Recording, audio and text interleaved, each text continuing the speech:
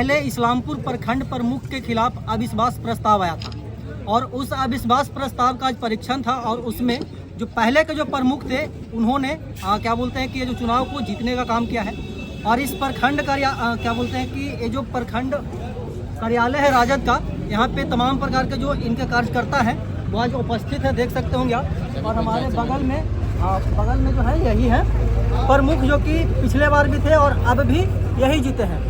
सबसे पहला सवाल आपसे होगा विधायक जी की अविश्वास प्रस्ताव आया था और चुनाव भी हुआ और पुनः इन्होंने जीत हासिल किया है, क्या कहेंगे? देखिए, अविश्वास प्रस्ताव लाने के बाद हमने अभी आपको बताया प्रेस कॉन्फ्रेंस में कि जिन लोगों ने प्रस्ताव लाया वो मीटिंग में गए ही नहीं और सिर्फ प्रमुख वहाँ बैठ ही रहे। सवा घंटा तक इंतजार किया गया। कोई भी मेंबर, 26 मेंबर का स्ट्रेंथ है यहाँ पे, जिसमें एक घट गया है 25 है। 25 में से कोई भी सदस्य इनके सिवा उपस्थित ही नहीं हुए। तो जो लोग अविश्वास प्रस्ताव लाए थे वो तो खुद मैदान से ही भाग गए, तो फिर अविश्वास प्रस्ताव अपने आप गिर गया। लोग पुनः जो थे पहले वही जीते। जी, जीत गया क्या? अविश्वास प्रस्ताव गिर गया तो बने हुए ही हैं अपने पद पर। वो हटे कहाँ, तो अपने पद पर लगातार बने हुए। अच्छा, क्या कहेंगे पंचायत में जो विकास की रफ्तार है वो और तेजी से बढ़ेगी या फिर जो धीमी रफ्तार से जैसे चल रही थी वैसे चलेगी? देखिए, इसमें दो चीज़ें आपको समझना होगा। पंचायतों के विकास के लिए सरकार के द्वारा जो योजनाओं की राशि दी जा रही है, जितनी तरह की समस्या है पंचायत के अंदर में, वो राशि जो है सफिशिएंट नहीं है कि जिसको खर्च करके पंचायत का विकास की गारंटी हो। लेकिन जो उपलब्ध संसाधन है, उस उपलब्ध संसाधन में हम सब लोगों का कमिटमेंट है कि पंचायत समिति के जो भी सदस्य हैं अपने अपने इलाके में गरीब लोग जो है, खास करके जो समाज के वंचित व्यक्ति हैं, उनको समाज में मुख्य धारा में जोड़ने के लिए उनके अच्छा पेयजल मिले, उनको रास्ता मिले, उनको स्वास्थ्य के लिए बेहतर व्यवस्था हो, इसके लिए हम लोग काम कर रहे हैं। और इस काम को निर्बाध रूप से इस्लामपुर में किया जा रहा था। लेकिन जो कुछ विरोधी लोग, एनडीए के लोग हैं, वो विकास पसंद तो है नहीं, विकास तो उनको पसंद है नहीं। वो सिर्फ चाहते हैं कि विकास जहाँ हो रहा है उसमें अड़ंगा लगाया जाए। उसी अड़ंगा लगाने के दृष्टिकोण से आज ये अविश्वास प्रस्ताव लाया गया था, जिसको कि पंचायत समिति के सदस्यों ने इस्लामपुर की जनता के सहयोग से खारिज कर दिया। अब जो भी मतलब कि आगे का कार्यकाल है वो यही संभालेंगे। जी हाँ, तो अपने पद पर लगातार हैं ही, कहीं से पूरी केस हुआ। अच्छा, एक बिहार के जो उप मुख्यमंत्री हैं विधायक वर्तमान में, वो कुछ दिन पहले झंझारपुर में एक स्टेटमेंट दे देते हैं राम मंदिर के क्या बोलते हैं कि शिलान्यास के ऊपर। लोग उसको राम मंदिर से जोड़ देते हैं। वो बोलते हैं कि तबीयत खराब होगा तो मंदिर में जाइएगा कि हॉस्पिटल में जाइएगा, भूख लगेगा तो क्या बोलते हैं कि घर जाइएगा कि मंदिर जाइएगा। इस बयान के बाद जितने भी बीजेपी के लोग हैं वो आपके पार्टी को एकदम घेरे हुए हैं, क्या कहिएगा इसके ऊपर? देखिए, सबसे पहले तो आपको ये समझना होगा कि उन्होंने ये बयान दिया क्यों था। उन्होंने कहा कि मंदिर, मस्जिद, गिरजाघर, गुरुद्वारा जो कुछ भी है वो भिन्न भिन्न धर्म के मानने वाले लोगों के लिए एक आस्था का केंद्र है। वो धर्म को मानने के लिए स्वतंत्र हैं। लेकिन देश के अंदर जो समस्याएं हैं जिससे जनता सीधी प्रभावित है, उन समस्याओं का निदान होना चाहिए। और इसी के कड़ी में उन्होंने कहा कि देश में, खास के बिहार में, अच्छे हॉस्पिटल बने, बिहार के अंदर ऐसा इंफ्रास्ट्रक्चर हो कि विद्यालयों के पढ़ाई लिखाई की स्थिति में सुधार हो। तो इन बातों को करने के लिए उन्होंने कहा कि आदमी जब बीमार पड़ता है तो कहाँ जाता है? अस्पताल में इलाज कराने के लिए। उसी तरह से यदि बच्चों को शिक्षा की ज़रूरत है तो कहाँ जाएगा? स्कूल में जाएगा। तो इन्होंने तो ऐसा कुछ नहीं कहा कि जो लोग राम भक्ति करना चाहते हैं उनको हम रोक रहे हैं या राम के प्रति हमारी आस्था नहीं है, ऐसा बात तो उन्होंने नहीं कहा। लेकिन ये जो एनडीए के लोग हैं इनको तो पच नहीं रहा कुछ। इनको तो सिर्फ एक राम मंदिर का मुद्दा जो है इसको लेकर के लोगों को बांटने का, खास के जो गरीब हैं, पिछड़े हैं, दलित हैं, अल्पसंख्यक हैं, उनके बीच अशिक्षा है, उनके बीच गरीबी है, तो उन लोगों का इस्तेमाल करके ये लोग डाइवर्ट करना चाहता है। जो जनता का प्रॉब्लम है, सरकार किस लिए बनती है? लोकतंत्र में सरकार जन समस्याओं के निष्पादन के लिए बनती है, और जन समस्याओं का निष्पादन करने का दायित्व सरकार और जनप्रतिनिधि दोनों का होता है। लेकिन आज क्या कर रहे हैं एनडीए के लोग? आज अक्षत बंटवा रहे हैं, मंदिर से उठा करके घर घर में अक्षत बंटवाए चल रहे हैं। तो क्या एमएलए बनता है, एमपी बनता है अक्षत बांटने के लिए? हमारा देश है, हमारी पहचान है, सेकुलरिज्म हमारी पहचान है, और हमारा कश्मीर से कन्याकुमारी तक भिन्न भिन्न जाति, धर्म, मजहब और संप्रदाय के लोग रहते हैं। सब लोग अपने धर्म को मानने के लिए स्वतंत्र हैं, लेकिन कहता है कि सरकार जो है धर्म के मामले में हस्तक्षेप नहीं करेगी। लेकिन यहाँ तो उल्टा हो रहा है। यहाँ मंदिर का मुद्दा को आगे ला करके राजनीतिकरण किया जा रहा है, और पूरे देश के अंदर कहीं गंगा जल छिटवा के, कहीं अक्षत बंटवा करके लोगों को दिग्भ्रमित करके सिर्फ ये वोट लेने का प्रयास कर रहा है। क्योंकि जब 2014 में ये सत्ता में आए, 2019 में सत्ता में आए, तो इन्होंने कहा था देश के नौजवानों को कि हम 2 करोड़ लोगों को प्रत्येक वर्ष रोजगार देंगे, महंगाई को दूर करेंगे, भ्रष्टाचार को दूर करेंगे। लेकिन ये मुद्दे जो हैं जहाँ के थे वहीं पर यथावत पड़ा हुआ है। इसलिए जनता चुनाव में हिसाब मांगेगी, तो इनके पास हिसाब देने के लिए कोई जवाब नहीं है। तो फिर जो 1985 से राम मंदिर शुरू हुआ, उसी को 1924 में भी 2024 तक राम मंदिर का मुद्दा बनाया हुआ है। अरे राम तो भाई कन-कन में निवास करते हैं। कोई भी सनातन धर्म का मानने वाला व्यक्ति जो है वो राम के प्रति आस्था रखता है। लेकिन राम जो हैं उनको इस रूप में अभी प्रदर्शित किया जा रहा है देश में कि लगता है 22 जनवरी को ही राम भगवान लॉन्च करेंगे अयोध्या में, उसके पहले राम जी का कोई अस्तित्व ही नहीं। ऐसा ये लोग बनावट बनाए हुए हैं। अरे राम तो हमारे सनातन धर्म के एक आदर्श पुरुष है, और इन लोग कहता है कि स्त्री के बिना कोई भी काम अधूरा है। सीता जी को लोग कहाँ छोड़ दिया? सीता जी का चिंता इनको नहीं है, राम राम जपे चल रहे हैं, सीता जी को छोड़ दिए। तो इनको न राम से मतलब है न सीता से मतलब है, इनको मतलब है कि हमारा वोट मिल जाए और हम गरीबों को ठगे जैसे ठगते आ रहे हैं, फिर इस बार धर्म के नाम पर वोट ले लें। क्योंकि डॉक्टर लोहिया कहा करते थे कि समाज में 2 चीज़ का बहुत बड़ा कमजोरी है, एक जात का, एक धर्म का। और इस नस को जो पकड़ लिया वो राजनीति में सफल हो जाता है, बिना कोई संघर्ष किए हुए और बिना जन समस्याओं का निष्पादन किए हुए। इन्होंने बखूबी इस नस को पकड़ा है, क्योंकि धर्म तो एक कमजोरी है और धर्म के नाम पर ये राजनीति कर रहे हैं। तो हमारा यही कहना है कि हमारे नेता तेजस्वी यादव हों या हमारे नेता लालू यादव हों, लालू जी और तेजस्वी जी ने कभी ये नहीं कहा कि हिंदू लोग मंदिर में न जाइए। कहीं ऐसा बयान दिया उन्होंने? वो स्वयं अभी तिरुपति का मंदिर में गए थे पूरा परिवार, और वहाँ जाकर के पूजा पाठ किए। तो उनकी आस्था है धर्म में, लेकिन हमारा ये विरोध है कि धर्म का राजनीतिकरण न हो।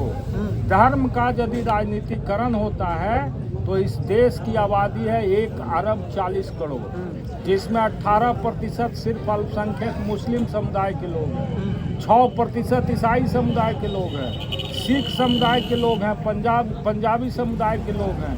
तो इन लोगों ने जो देश के अंदर अपनी जवानी से लेकर के बचपना से बुढ़ापा तक गुजार दिया, क्या ये उनको अभी तक राष्ट्रीयता का पाठ पढ़ाना होगा क्या?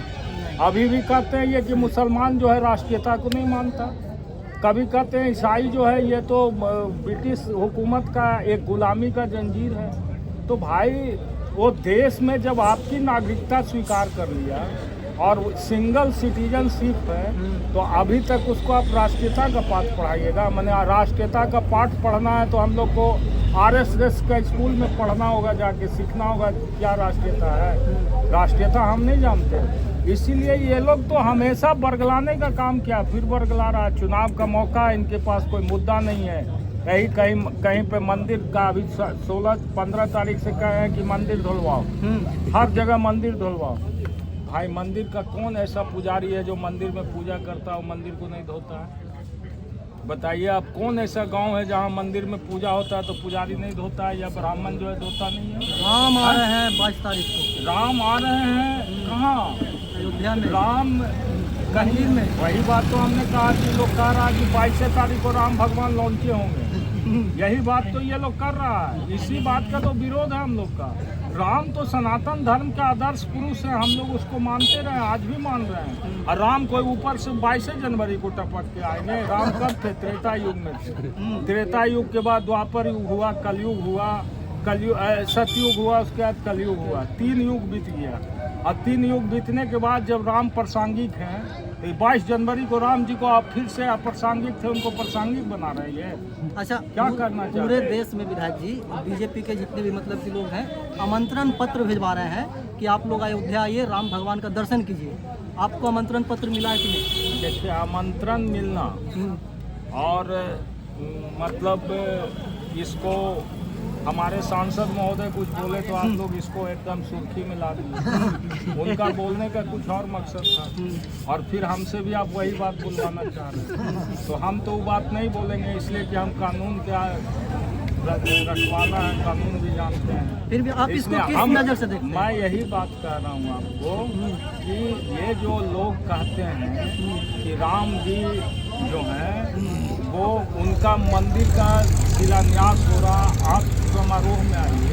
तो समारोह में आने के लिए यदि कोई आयोजक निमंत्रण देता है तो उसमें कहाँ कोई आपत्ति है। लेकिन ये समारोह में क्या हिंदुस्तान की जनता, जिस 33% पूरे आबादी का लोग जो बीपीएल के नीचे निवास कर रहा है, क्या ये 33% लोग जो है क्या ये जा पाएगा अयोध्या? उसकी है आर्थिक स्थिति, उसके पॉकेट में पानी है इतना, उसका जेब में इतना पैसा है कि वो अयोध्या जाके राम का दर्शन करेगा? जिसको एक शाम भोजन मिल रहा है, दूसरे शाम भोजन नहीं, एक दिन ट्रेन फ्री कर देंगे, उससे क्या होगा? 80 को ट्रेन ये फ्री किए हैं बिहार से, कौन दे रहा? रेलवे बोर्ड का लोग पैसा दे रहा है और सारा रेलवे बोर्ड का पैसा लगा करके भाजपा का नाम झंडा लगा रहा है कि भाजपा ले जा रहा है। तो ये 80 को ट्रेन से पूरे बिहार का लोग दर्शन कर लेगा। बिहार में 14 करोड़ आबादी है, 80 ट्रेन में कितना आदमी बैठेगा? 80 एक ट्रेन में 1000 आदमी ही बैठेगा तो 80,000 पूरा बिहार है। कहाँ से अच्छा, आप जाइए कि नहीं दर्शन करने? देखिए, व्यक्तिगत सवाल जो आप कर रहे हैं, हमने तो कहा कि राम से हमारा कोई विरोध थोड़ी किया है कि राम के प्रति हमारा आस्था नहीं है, हम नहीं जाएंगे। हम जाएंगे राम के लिए। हम पहले भी अयोध्या गए हैं, वो ऐसा थोड़ी किया कि पहले अयोध्या नहीं गया। पहले भी मैं अयोध्या कई बार गया हूँ। और आपको पता नहीं होगा, जब हम लोग कम्युनिस्ट पार्टी की राजनीति करते थे तो अयोध्या फैजाबाद लोकसभा निर्वाचन क्षेत्र में है, उत्तर प्रदेश में, और फैजाबाद से कम्युनिस्ट पार्टी का एमपी होता था। और हम लोग वहाँ जाकर के कार्यक्रम चलाए थे पूरे देश में, सेव इंडिया चेंज इंडिया, बदलो भारत बचाओ भारत। उसमें कश्मीर से कन्याकुमारी तक हम लोगों ने 240 सभाएं किया था। तो हम तो सब जगह गए हैं, अयोध्या में भाषण भी दिए हैं, जाकर के फैजाबाद में भी भाषण दिए हैं, अपने पार्टी के लिए प्रचार किए हैं। राम जी का भी गए हैं दर्शन करने के लिए, जब राम भगवान टेंट में थे। अब मंदिर में आएंगे, मंदिर में भी मौका मिले तो यही तो वो लोग मतलब कि बता रहे कि पहले टेंट में थे, हम लोग ने राम भगवान को मंदिर में लाया। पता नहीं आपको, आप पत्रकार हैं, आप इस सवाल कैसे कर रहे हैं? सुप्रीम कोर्ट के निर्देश से जमीन मिला राम मंदिर का, यही ना बोल रहे हैं कि बीजेपी वाले ऐसा बोलते हैं, उनको क्या कहिएगा? बीजेपी को न संविधान में आस्था है, न न्यायालय में आस्था है, न कानून में आस्था है। उनको सिर्फ अपने बनाए हुए रास्तों पर आस्था है। वो चाहते हैं समाज को मनुवादी व्यवस्था के आधार पर ले जाना। क्या मनुवादी व्यवहार चल सकता है? मनु ने क्या कहा था? मनु स्मृति में जो जाति का वर्गीकरण किया गया, जात के आधार पर किया गया। आज आप चौरसिया समाज से आते हैं तो चौरसिया को कहा गया कि पान का खेती करो, तो पान का खेती करने के बाद चौरसिया पढ़ लिख नहीं सकता है, रोजी रोजगार में नहीं जाएगा, ऊपर नहीं जाएगा। तो ऊपर जा रहा तो कहेगा कि तो मनु स्मृति के विपरीत है भाई, तुम अपना जात के हिसाब से काम नहीं चुन रहे हो, आप अलग दूसरा काम चुन रहे हो। अब हम लोग यादव हैं तो कहता है गौ का सेवा करो, गाय का पालन करो, दूध बेचो, यही हम लोग का संस्कृति था। आज हमारे बच्चे पढ़ लिख रहे हैं, आज जा रहे हैं ऊपर ओहदा पर। तो ये मनुस्मृति जो था, ये तो हम लोगों को गुलामी की एक दास्तान थी। कहता ब्राह्मण है, ब्राह्मण किसी भी तरह का लोग हो उसको पूजा करो। और हमारे आचार्य क्या कहते हैं, हमारे ये चाणक्य ने क्या कहा कि ब्राह्मण कौन है? जो ब्रह्म को जानता है वही ब्राह्मण है। तो ब्राह्मण जो है ये वो नशेड़ी है, दिन भर दारू पी रहा है, स्मैक पी रहा है, चरस पी रहा है, वो चंदन टीका लगा दिया, बाबा बाबा प्रणाम बाबा प्रणाम बाबा। तो समाज में ऐसे लोगों को ही सम्मान मिलेगा। तो ये तो मनुस्मृति के आधार पर समाज को चलाना चाहता है और हम इसके विरोध में। मनुस्मृति से समाज नहीं चलेगा, समाज चलता है संविधान से और कानून से। लेकिन इनको न संविधान में आस्था है न कानून में आस्था है। अब आप बताइए, आज पूरे बिहार में दोबारा, पूरे देश में दोबारा आज ट्रक, ये सारे ऑपरेटर लोग का जो ड्राइवर का हड़ताल चल रहा है, क्या है ये? तो एक तरह से तानाशाही की स्थिति है ना। अब हिट एंड रन जो सरकार ने नया नीति लाया है, नया कानून बनाया है, उसमें कहता है कि चालक से यदि कोई एक्सीडेंट हो गया तो 7 लाख रुपया और 5 वर्ष का सजा देना है। तो ये 7 लाख रुपया और 5 वर्ष का सजा जो 10,000 रुपया की नौकरी पर ड्राइवरी कर रहा है वो दे पाएगा क्या? बताइए कहाँ से देगा?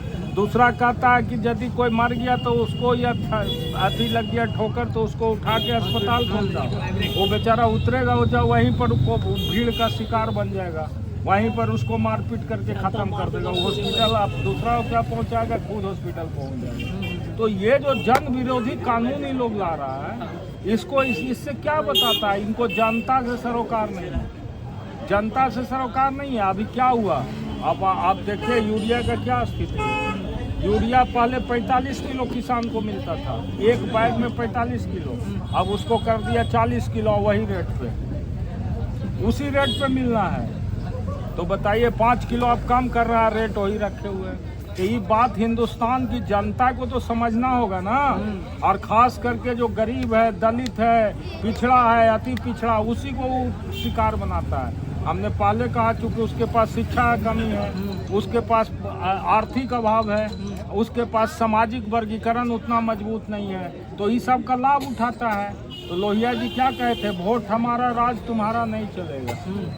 तो लालू जी कह रहे हैं यदि यही बात कि 100 में 90 शोषित है, 90 भाग हमारा है, तो क्यों उनको तकलीफ हो रहा भाई? देश की आवाज़ को बता रहे हैं वो।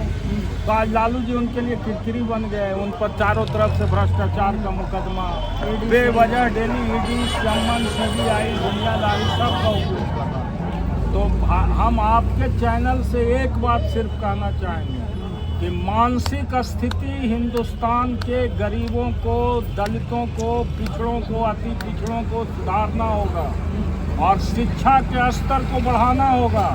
जब तक ये नहीं करिएगा तब तक ये भाजपा और एनडीए का लोग हम लोग से गुलामी कराते रहेगा और हम लोग के बीच हम ही लोग को फोड़ करके अपना उल्लू सीधा करने का काम करेगा। आखिरी सवाल होगा विधायक, केवी चौक पे आपके पिताजी का स्मृति लगा हुआ है, स्टैचू लगा हुआ है, ठीक है? उधर से जब भी हम लोग आते हैं या फिर कोई भी आता है, कोई भी जाता है, तो उसके जस्ट पूरब साइड में एक शौचालय है, ठीक है? शौचालय के बगल में भी लोग खुले में शौच करते हैं, वहाँ पे शोभा नहीं देता, शोभनीय नहीं है। ये कब तक बंद होगा और इस पे क्या आप कहना चाहेंगे? देखिए, हम लोग तो शौचालय बना दिए, नगर परिषद बनाया शौचालय, जन सुविधा के लिए बना है, लेकिन यही ना है, पब्लिक का माइंडसेट बदलना होगा। कौन बदला? अमित जी, इसके लिए सबको ये काम करना होगा। आप भी सोशल रिफॉर्म का बात करते हैं, तो your responsibility is equal to me because you are the journalist. बिल्कुल। And journalist is the 4th pillar of democracy. तो आप जब 4th पिलर हैं तो आपकी जिम्मेवारी भी बनती है कि पब्लिक अवेकनिंग करें। ये बात सिर्फ पॉलिटिकल आदमी से ही क्यों करते हैं? इसके लिए समाज का जब तक मेंटल लेवल डेवलप नहीं होगा, मानसिक विकास नहीं होगा समाज के लोगों का, तब तक ये होता ही रहेगा। अभी आप गांव में कहता है कि शौच मुक्त हो गया, हमारी बहुत सारी माँ बहनें भाई लोग जो है गांव में, वो कहता है कि हम बाहर में बाथरूम नहीं जाएंगे तो हमको बाथरूम होता ही नहीं है। तो ऐसे लोगों का माइंडसेट कौन बदलेगा? हमको और आपको ही बदलना है ना। तो ये तो सामाजिक जन जागृति की बात है और सामाजिक जन जागृति चलाना चाहिए। चाहे वो जिस फोरम पर लोग हों, इंटेलेक्चुअल हों वो चलाएं, जो समाज सुधारक हैं वो चलाएं, जो पॉलिटिकल फील्ड में है वो चलाएं, जो मीडिया के लोग हैं वो चलाएं, जो ब्यूरोक्रेट्स हैं वो चलाएं, जो अरिस्टोक्रेट है वो चलाएं। सब मिलकर चलाएगा तो सुधार होगा। पीछे में मीना देवी जी बैठे हुए हैं जो कि